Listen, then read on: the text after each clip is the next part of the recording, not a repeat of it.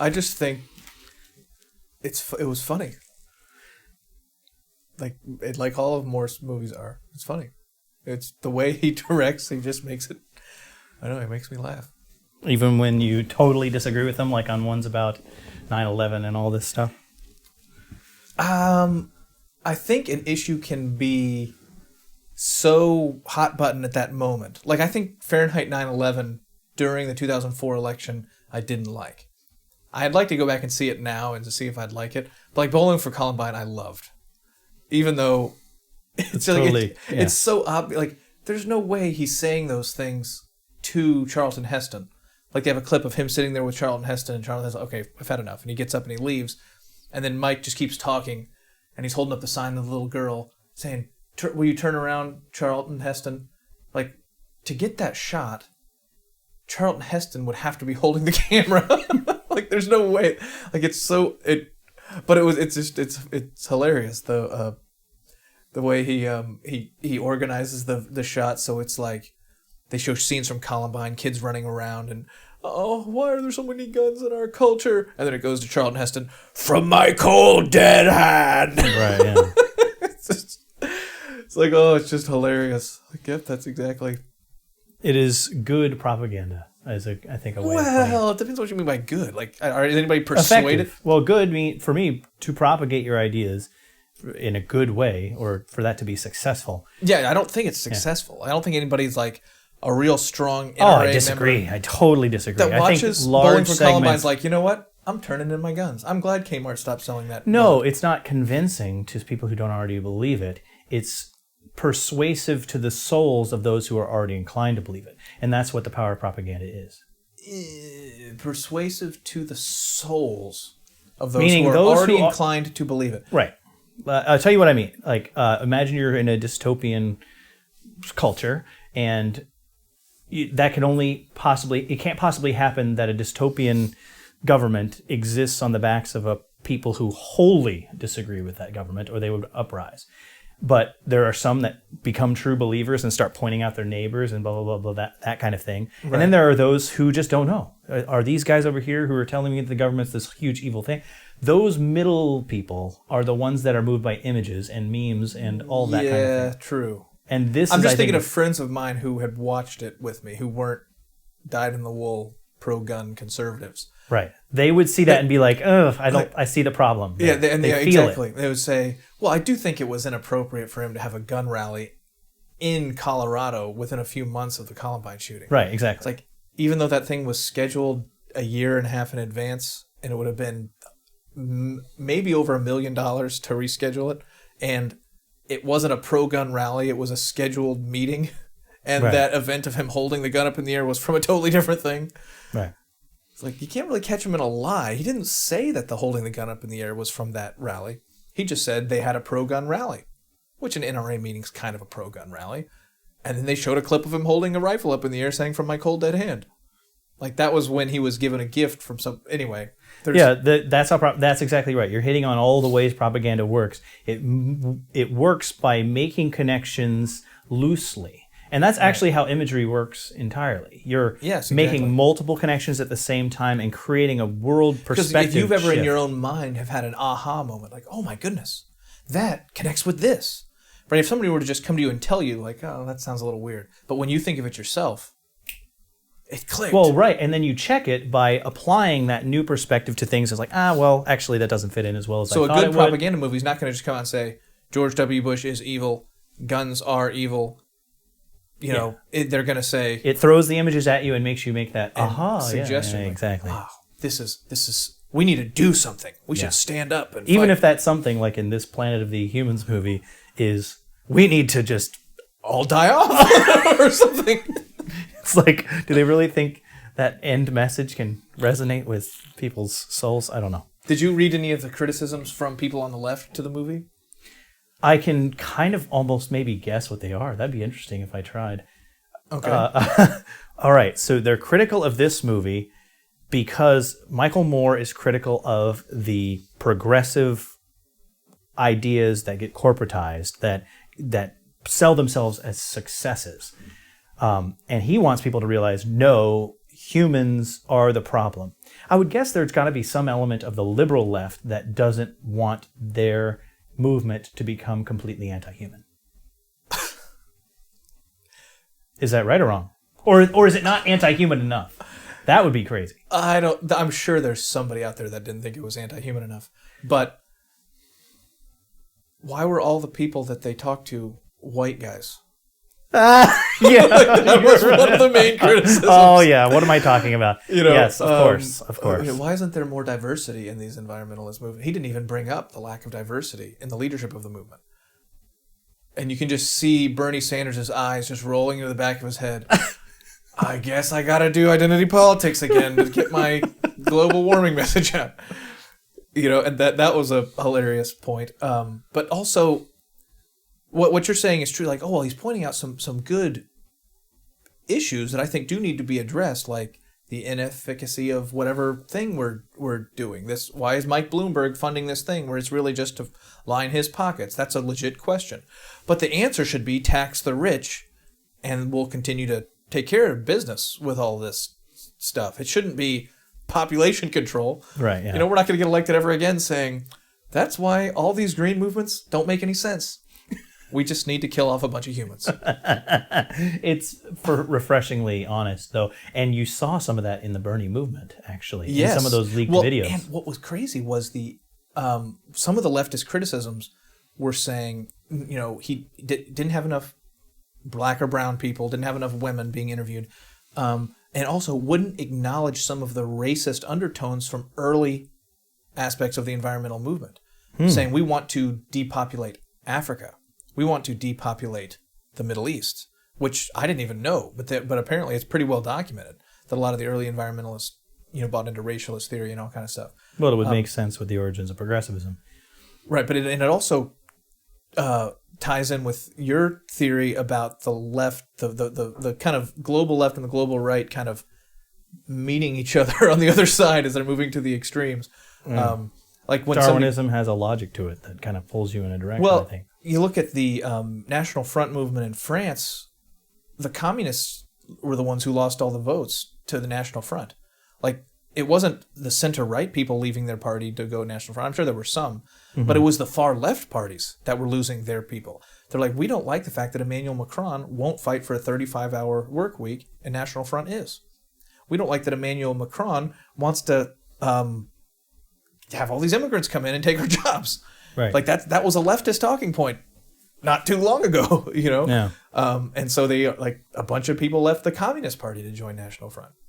That is an interesting phenomenon on the left of the working class, the liberal elite left losing the working class, pretty much. Yeah, I think that's Bernie, a huge story, and that's what I think has been. You remember when Michael Moore in 2016 predicted the Trump victory, and it was like 2 minutes of a 10-minute clip that went viral. Where if you watch the whole thing, he's saying it's a disaster. Don't vote for Trump. But you just took that 2 minutes out of context, you would think he was saying to vote for Trump. He's saying your average working stiff who used to be in the middle class has been overlooked by the Democratic Party, and now there's a guy coming in saying we're going to put a 30% tariff on anybody who opens a factory in Mexico or something. They want to throw that human Molotov cocktail into Washington. And if you just cut it there, it sounds like he's saying they're right. Of course, he goes on to say they're going to regret it and everything.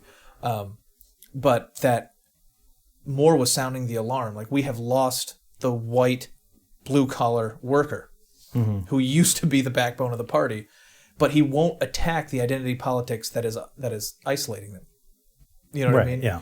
Where it seems like that you might start to see that on the left, like the Bernie bros, not the college age true believers, but the 50, 60-year-old hardcore leftists who are saying, no, there's finally a guy saying capitalism itself is the problem, and you guys won't vote for him because he's got white skin, right, and male reproductive organs. And this is, I think, which ties into one of my theories about the way the political landscape is going to change. Bernie bros are going to win that fight, and Joe Biden's loss is going to be the catalyst.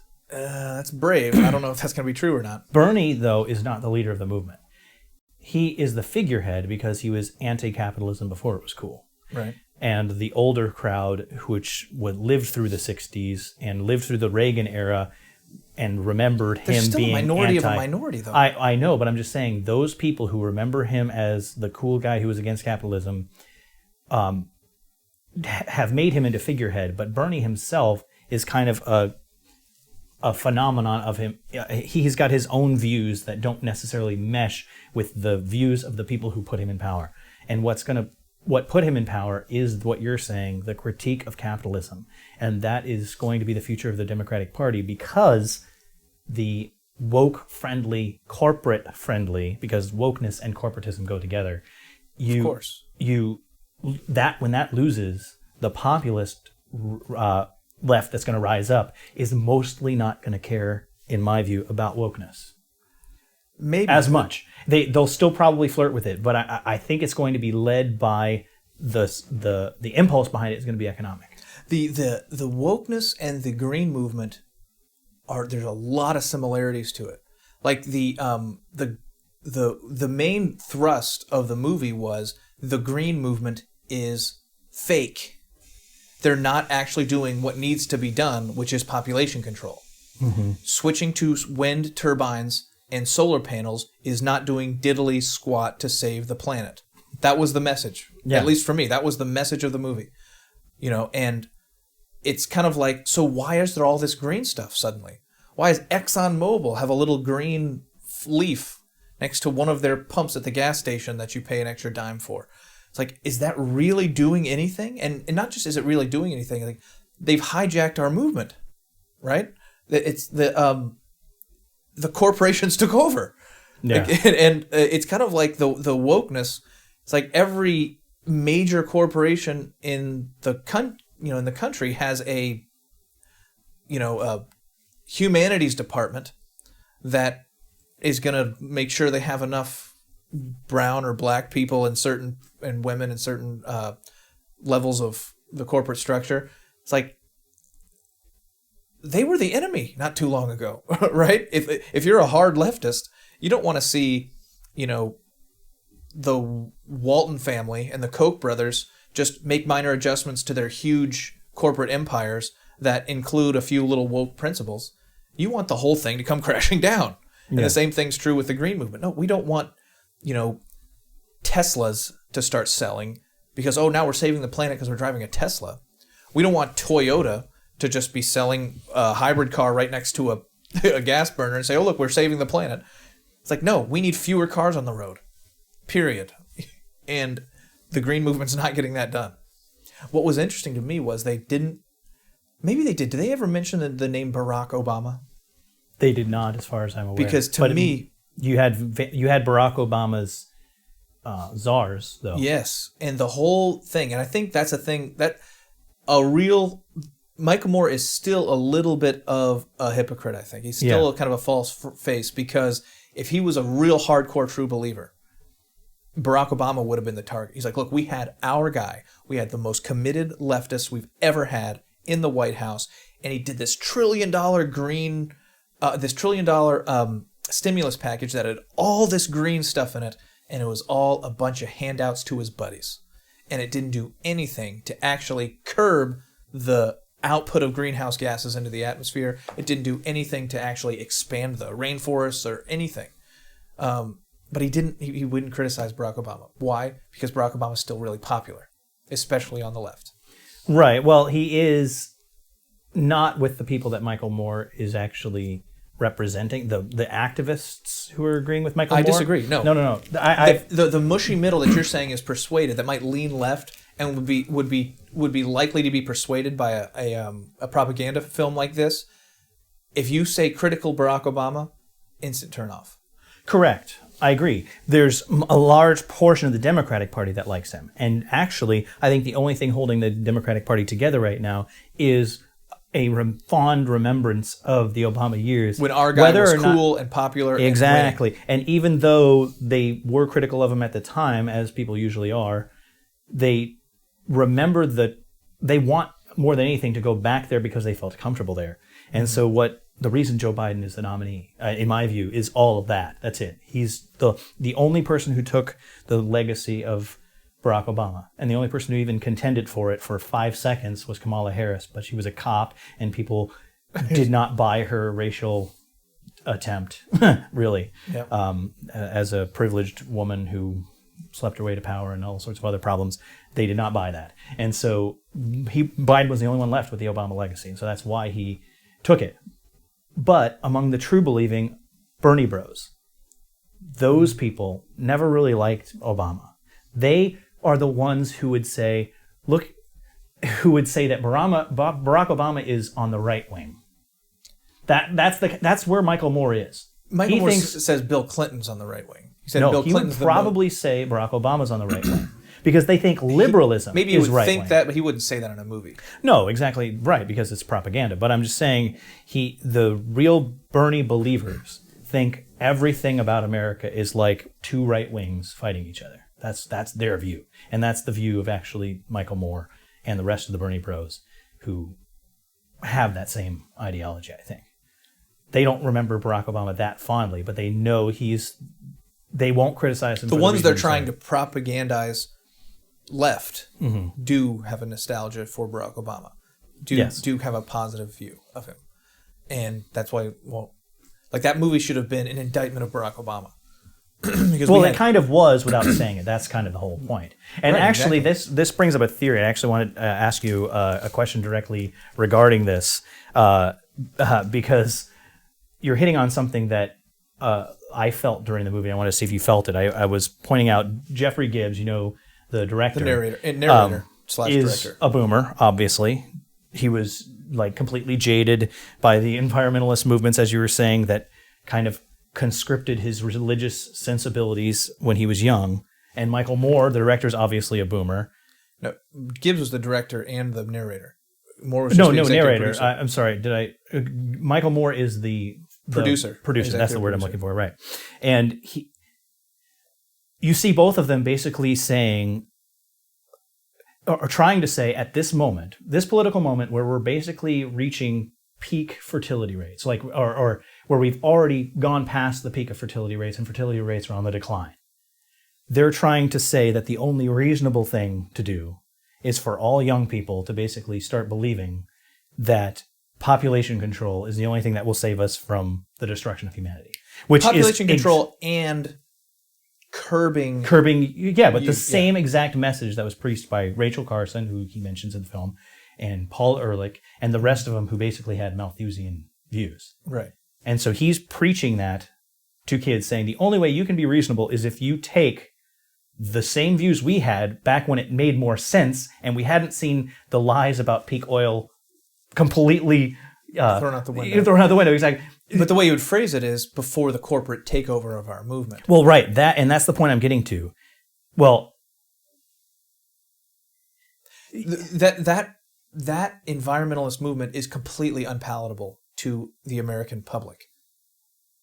Maybe the millennial generation will be more palatable to. I don't think so. I don't think they're going to want to give up their lattes and their MacBooks.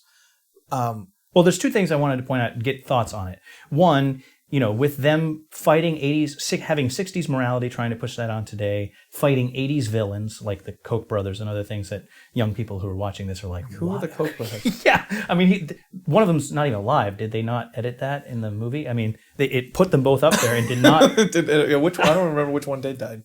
David Koch and Charles Koch's still alive, but he had both of them up there as if they're still living villains today. Right. Like a twin Antichrist. Did that, to you, think this is just a boomer movie? This is not going to hit with the young people? I didn't think that at the time, but now that you mention it, I do think the villains they do feel archaic now that you mention it. And I think that was the main, like what we were saying before, the main leftist critique of it was, why didn't you bring up any social justice issues? Why didn't you bring up, racial hierarchies and stuff, that the stuff we've been fighting for the last, 5 years? And you can just see Michael Moore thinking, the world is about to explode. Like, we're all about to die.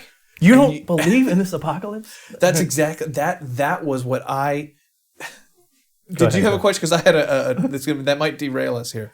No, go ahead. Ask it. I'm fine with that. When I was watching the movie, I was laughing for most of it. And not like normally I do. Like Michael Moore was really trying to be funny. Because this guy, Gibbs, was not as funny as Moore. Right. He doesn't. When he confronted people, it was more angsty than it was. Right. Like when Michael Moore. Playful. What was the one where Moore was? It was after the big bailouts, and it was the first one that Republicans were like, I kind of liked Michael Moore in this one because the big bailouts. It was the hard right that opposed it. Yeah. The left and the middle right were for it, and he's got like a big bag that's just got a big dollar sign on it out at one of the big banks that received a bailout. This is a citizen's arrest of the corporate executives. We might need a bigger bag. We're all kind of like snickering at it. Yeah. And he's got his camera crew with him, and the security guard. You guys have to leave. What? Oh, Jorge. Sorry, he doesn't speak English. It was just so funny. But this one, it was funny, but for me, but Mike wasn't in it. I mean, he was all over it. You could see it was edited just like his movies always are.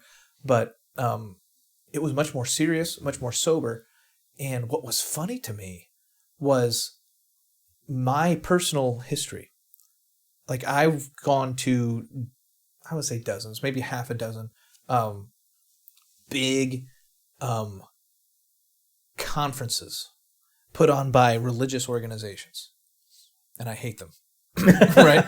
And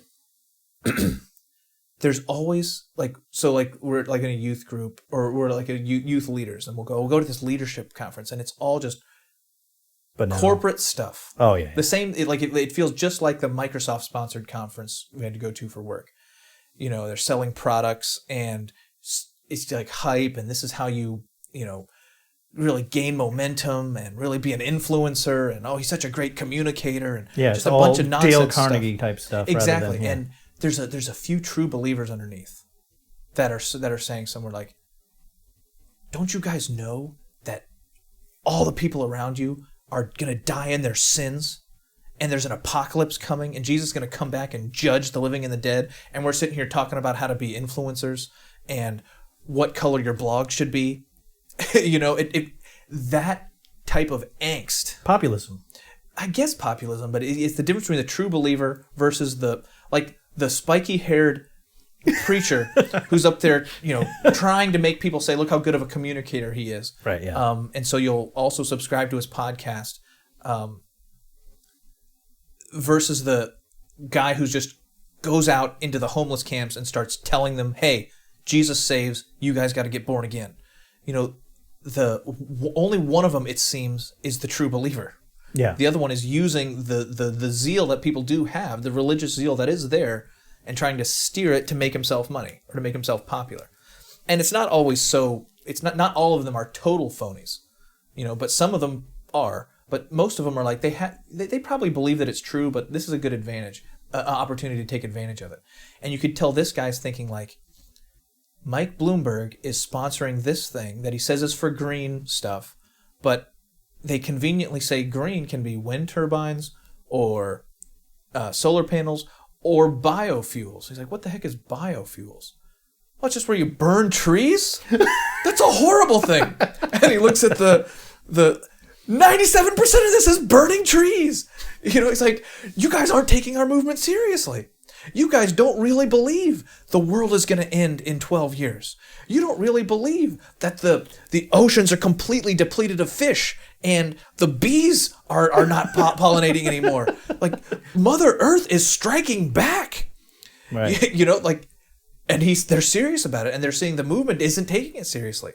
You've been hijacked by a bunch of spiky-haired communicators who are using it for their own advantage. And it felt just like the religious fervor of the couple of kids in the youth group who were like, I don't like this conference. I think we should all just be friggin' preaching right now.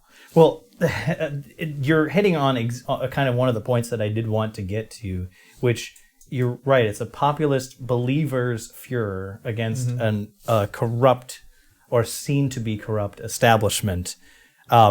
And you're right that element of the film really got going when it started talking about biomass, which is the burning of trees. Yes, which is hilarious. But hold on. But you have trees are a renewable resource. And so, I mean, you can basically make it to where you're a logger, but you plant a forest, and then you log the forest that you plant in rotation. So it's basically farming trees. So you can have something called a renewable tree And for making farm. tables, the point that he was making was, if we're building tables for 1,000 people, we can do that. If we're just burning it so that the exhaust is what's going to power 10,000 cars, it's laughably unsustainable. The only reason you're doing it is because this company gets money from this law passed by this billionaire. I get it. I get his populist critique, but what I'm saying is within the religion of climate environmentalism, within that particular religion, he, the true believer, thinks it's heresy to say that trees are a renewable resource. The company is taking the line, okay, so we want renewable energy. That's what our people have said they wanted. They want renewable energies. So we've got this great one. We've got a renewable energy. Wood chips. Yeah, and so they make it an industry. They make it part of the established way of doing things, and then that is deemed by his particular sect to be heretical. Well, sort of, but the reason why I think this movie is popular with conservatives is because we've been saying this for decades. Well, right. Like, that doesn't make any sense. Like, how expensive are these stupid turbines? And they break down after 5 or 10 years. How many fossil fuels had to burn in the factory to build this giant wind turbine? You know, and like the image of the solar panels with all of the mirrors out in the wilderness that have all been abandoned and they're just kind of cracked and stuff. Like, did we really want to just mow down this whole forest, put a bunch of mirrors out here, and then abandon them after 5 or 10 years, and now we just have a bunch of broken glass out where a bunch of trees used to be? Is this the sustainability of the planet that we were talking about? Right, and what you're saying is why this movie's going to get some traction, especially on the right, because you're right, he's just parroting what the right has said. But that's kind of how religions work. When the left is being criticized by the right for those very reasons, the left just rolls their eyes and it doesn't even, ding, it just bounces right off. Because a lot of times an idea that's held religiously, when someone who doesn't share your belief system criticizes it, you're like, that's, he doesn't understand it from within, or he's satanic, or whatever the way is that the religion allows that to just glance off. But because Moore is a true believer, and because Gibbs is a true believer, do you think that'll give this some kind of traction where it wouldn't otherwise? It's hard to say, because they're basically saying all of our effort has been for naught. Right. And there's a huge industry saying... Well, here let me ask a question related to that. But I don't even really buy. It's not an industry. There was a populist. There was a popular sense.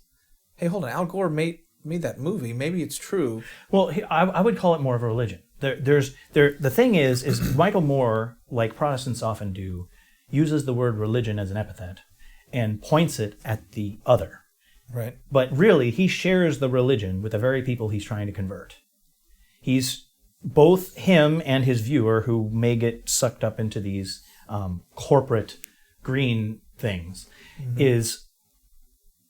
they're both sharing the religion of environmentalism. Let me ask you to flesh that out and see if you agree with me.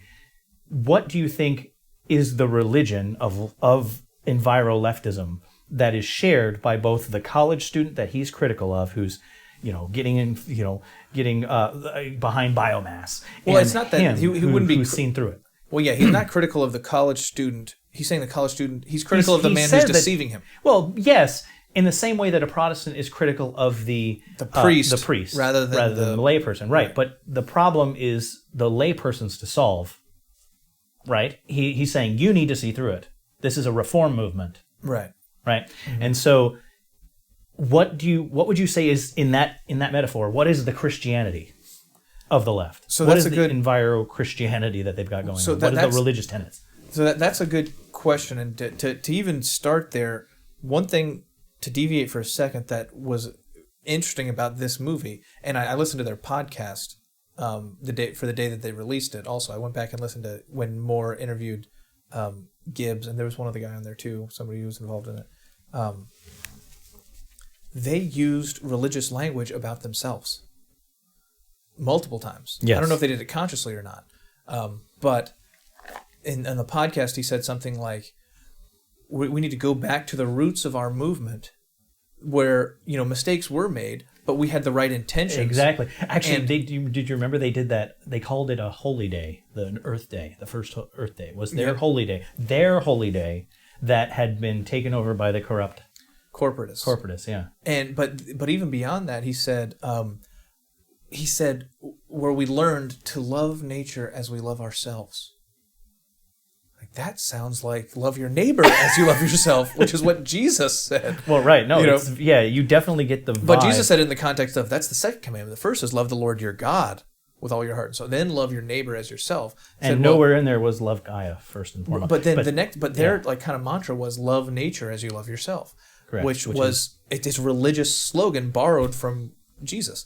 And Gibbs even said, he's like, well, the right has their religion. And so what the point he was making in that statement when he said the right has their religion, meaning they think Jesus is coming back any second, and fossil fuels will hold us off till then. We'll be fine. Nothing to worry about. Jesus said, be fruitful and multiply, so we're just going to have as many babies as we want. It's a religious creed. We can't argue with them until we convert them. The problem is, we thought we were enlightened science people. Didn't have religion. But we got caught up with the same religious impulse that the true believer over here gets caught up in. He really believes that Jesus is coming back any second. The preacher doesn't. The preacher is just wanting him to think, hey, if you give me money, you're giving it to Jesus. We have been duped just like those poor fundamentalists have. That was, to me, what he was saying. It's like, we got caught up in this green movement. Oh, wind turbines are going to save us. Solar panels are going to save us, because we have a religious zeal also that they took advantage of. And that was a very self-aware moment. I don't think he would agree with my analysis that it really is the same. Like, it really is a religious impulse that they're operating on.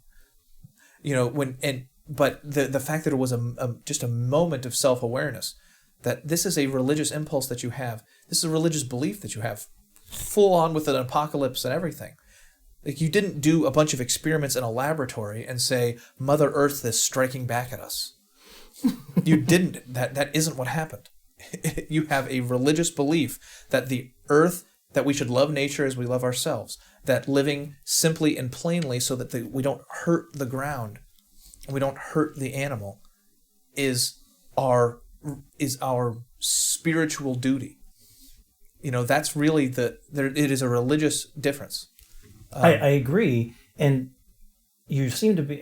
It seems to me that you're pointing out the fact that Michael Moore and a lot of leftist movements have a basically Protestant impulse, an anti-establishment, true believing impulse that's very almost. But you didn't ask where it was a Protestantism. You asked where the Christianity was. I think this movie was kind of a Protestant revolt. Yes, exactly. Like Mike Bloomberg having his green movement that he's putting $1 billion in to make himself $1.5 billion. That is part of the religious thing, and more is the Martin Luther standing up and saying exactly.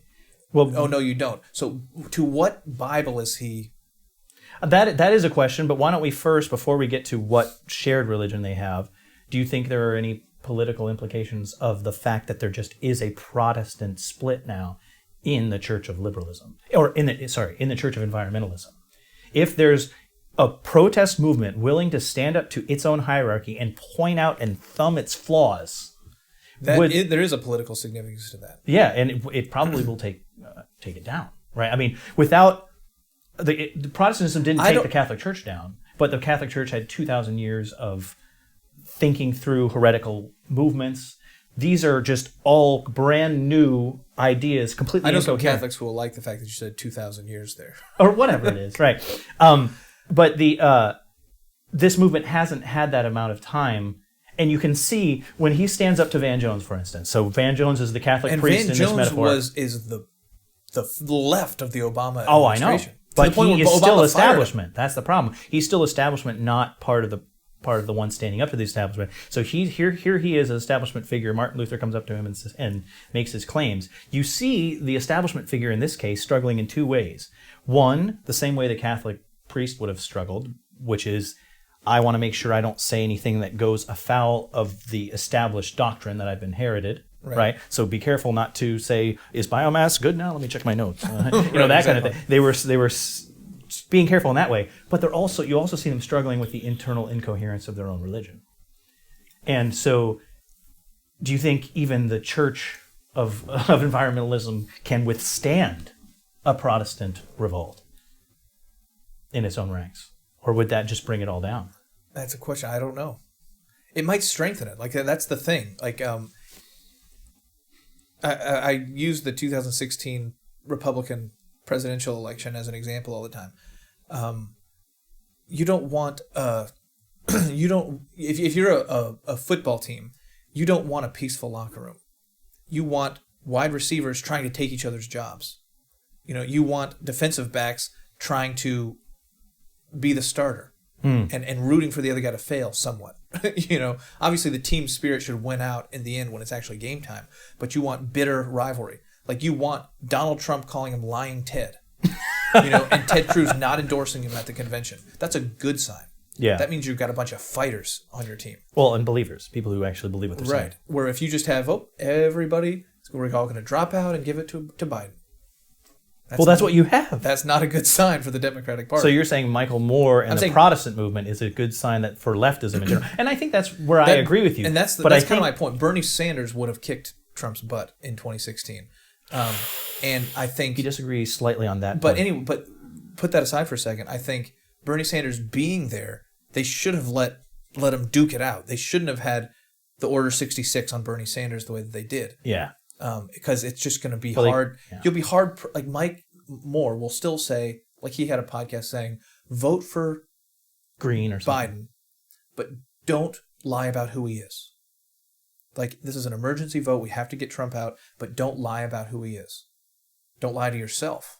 Right. And so, but there's just a lot of true believing Bernie bros who have a hard time doing that because they. Anyway. But I agree with your main point that shows that there's a vibrancy to the left, that there is a true believing core to it. But like you're saying, that's not the college muddleheads who have been duped into a woke lifestyle, who have been taught to hate people they haven't met and just go off of what they've been indoctrinated in their campus. This is people who have lived under Reagan and still maintain socialism is the way to go.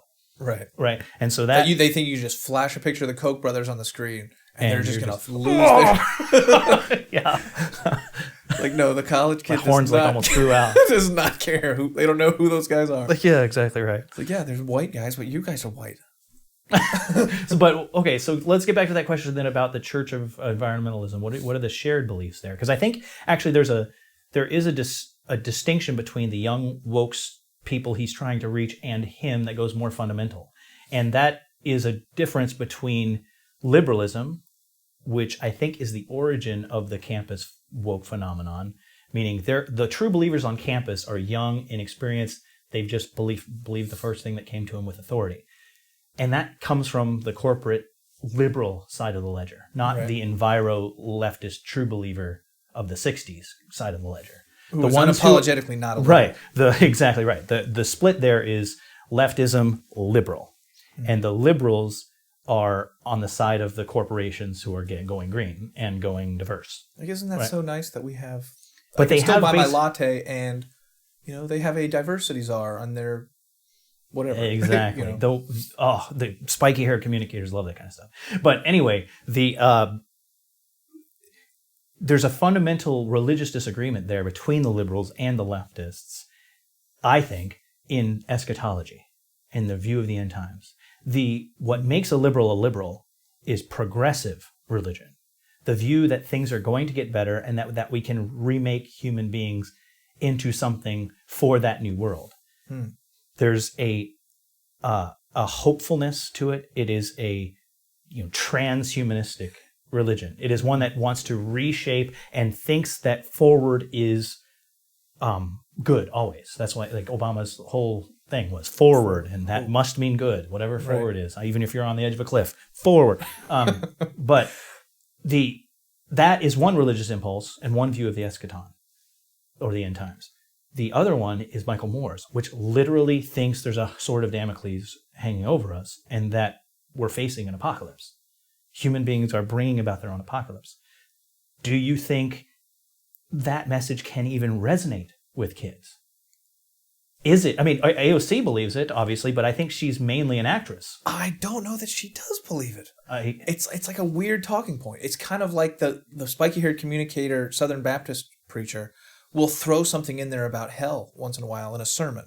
He'll throw something in there about, the second coming of Jesus in a sermon, because it'll be a zinger for his preaching. Like you watch the Democratic Party platforms, like, that's why we have to talk about jobs. That's why we have to talk about social hierarchies. That's why we have to talk about systemic racism. Oh, and by the way, the world's going to end in 12 years. What? Like, one of these things is not like the other. Like, the apocalyptic thing they have to throw in there, like, there's no way you guys really believe this. Like, you can't possibly believe that we're right on the verge of a total apocalyptic meltdown. So let's talk about how many, Hispanics we had or how many lesbians we have at CEOs of corporations. Like, we'll talk about that after we've staved off the apocalypse, And so it's I guess it's just the difference between the hardcore true believer versus the person who's using, he might have some element of belief himself, but he's using the impulse for that believing impulse that he sees around him toward an end that he wants to get to. And that's true probably of a lot of different industries. I have a theory about this film that essentially what it is to get back to the boomer idea. Where I was going with that was, I think more... Oh my goodness, if somebody made an okay boomer movie just ripping this... Like, no, seriously, if somebody said, when they criticize, who are you criticizing here? Barack Obama? The first president to XYZ, something that they think was good? Okay, boomer. You talked about how bad solar panels and all your data was from 2009, which is true. The things that they were criticizing about solar panels is dated.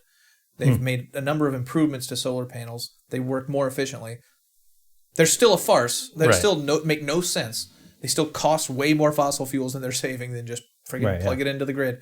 But they're getting closer. And if they can, as battery technology increases and they can store solar, that solar actually is one of the few that might actually make sense at some point if the technology continues to advance. Well, you've still got issues like changing the Earth's albedo and But anyway, that's beside the point. You can easily see an AOC making a response movie to this, where every single time they point out some little inaccuracy, point out that you're criticizing Barack Obama but don't have the courage to say his name. Okay, boomer. Right, yeah. That would devastate. I think it would devastate the movie. The reason I don't think they'll do it, though, I'll tell you why I don't think they'll do it. That's a good question. Right now, who won't do it? It depends. Like, I think there's a will to give AOC that idea. She won't do it, and here's why. Well, AOC is a farce. The people behind AOC, then, whatever. The reason they won't do it is because the upper generation, even those who are not quite boomers, still have a lot of true believers, and they wouldn't want to alienate the true believing post-60s disenchanted types, They have a respect for their elders, is what you're saying? No, they don't. No. They want their votes. I'm just saying they wouldn't put out an okay boomer thing to a movie that is tapping the impulse of an older guy who's basically disenchanted, like, yeah, it's all corporate crap, man. Everybody's right wing, and that type of person is going to be AOC's voter in national election. They are so rare. I'm telling you, they're not that rare. But anyway, that's the point. Why does every single candidate do what Barack Obama does? Forward, hope, change. Nobody ever campaigns on death and destruction. Apocalypse. Stave off this Right, because hope is preferable in an election. Like if you have a fundamentalist, fire-breathing preacher, they have 35 true believers in their audience. Joel Osteen has 35,000 in his audience saying, God wants the best for your life. And that's... And true believers, yeah. There's a true believer there, and Osteen might be a true believer in that sense, to a degree. Mm-hmm. But he also is an opportunist who knows if these people who really believe this Jesus stuff, if I can just make it a little hopeful, make it a little happy, make it something that they walk away feeling good about themselves and about everything else. Yeah, I think you're right that I could be a billionaire. Yeah, I think you're right that this film, because of the natural tendency of enviro-leftist religion to become dour and apocalyptic, that part will make it always alienating to the soul of a youngster, even if they come to be indoctrinated with it, the way AOC is. Because AOC will be more attracted to a Barack Obama than to a Jeffrey Gibbs. She will definitely vote for Barack Obama over Jeffrey Gibbs. And the boomers will say, that's because she's susceptible to religion, just like the right is, that kind of thing. Yeah. But anyway, that gets to my main point, though, because they call out religion on everyone else, and my point is, I think the deep irony of it is that these are basically boomers coming to grips with the fact that they were not the saviors of the world, that they believed they were when they were religious. Mm-hmm. Meaning they're still in the same religion, but their religion failed them. Mm-hmm. And this movie is kind of an attempt for them to gain a type of immortality by keeping alive the religious view of themselves in the next generation. They're like, look, you're just like us. Yeah. We believe this. We wanted to go forward and save the world. We were duped by the very same people that are duping you right now. And so we can create this kind of alliance, this camaraderie. You're like us, we're like you. And in that way, they get intellectual grandchildren that will continue on their view of themselves into the future. So I think it really is religion at its base that is motivating this movie. Mm-hmm. People who face the prospect of death literally are also facing the prospect of the death of their identity entirely. And they want that identity to continue. Notice that it's not save the world. That's what religious people say. We're saving the earth. Good point. It's like, it's kind of the same thing, right? It's like this planet that we live on, this globe, this anything to prevent saying, die for the sins of the world. Right, because it'll just be well, I mean, that's what it is. So nakedly religious.